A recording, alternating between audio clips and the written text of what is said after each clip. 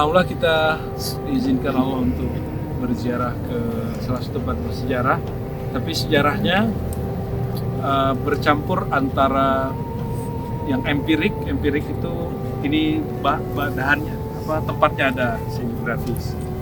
Tapi ada berita data di dalam hadis kitab Maghazil Wafidin menyebutkan bahwa ini Bani Ghifar ada 2 orang naik ke atas.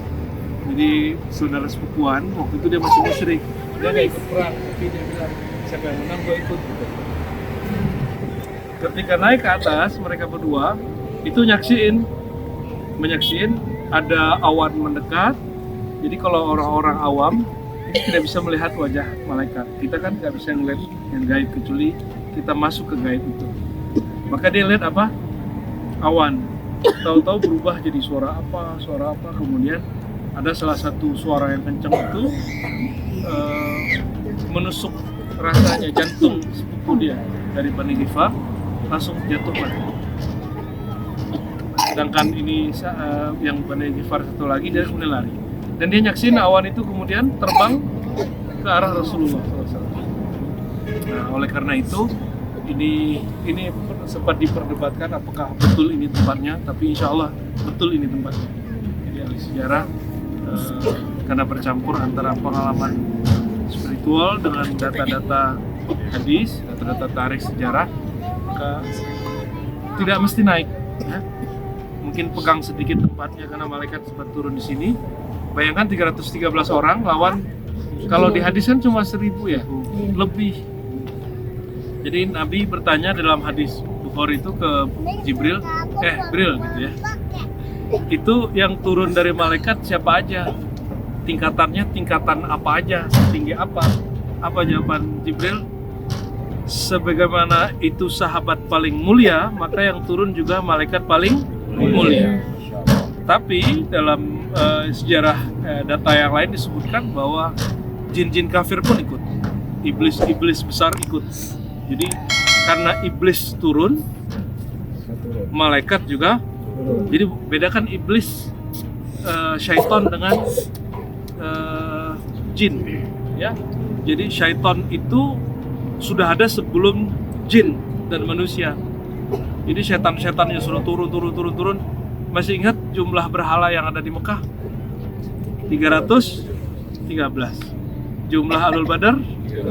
Itu mereka turun semua mau menghancurkan Ahlul Badar.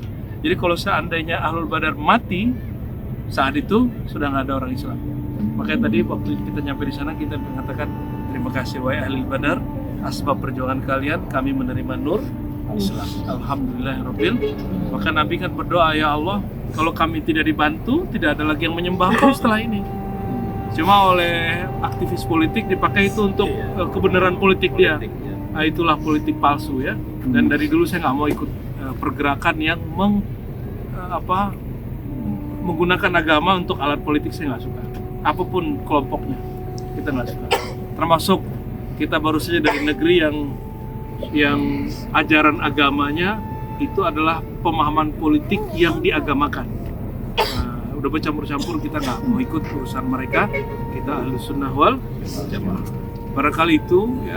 Jadi bayangkan kalau di hadis tuh kata sahabat, kami belum mukul itu tumbang. Belum mukul, baru niat sudah tumbang. Apakah itu dongeng? Tidak, itu ada dalam hadis yang sahih. Ya. Pernah saya ceritakan itu secara umum, tapi orang mengatakan itu dongeng, tapi terserah. Mereka berarti mengingkari sunnah Nabi Muhammad SAW. Salah satu iman kita, yang kedua apa? Percaya kepada Allah, percaya kepada?